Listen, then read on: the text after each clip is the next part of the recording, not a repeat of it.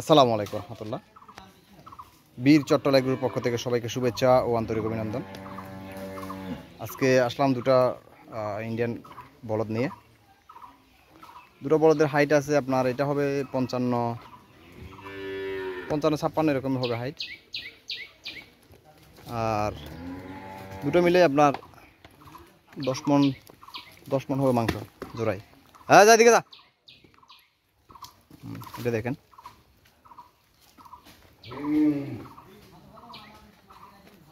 দুটো মাল যদি পছন্দ হয়ে থাকে আপনাদের স্ক্রিনে আমার নাম্বার দেওয়া থাকবে, সেই নাম্বার অবশ্যই যোগাযোগ করবেন।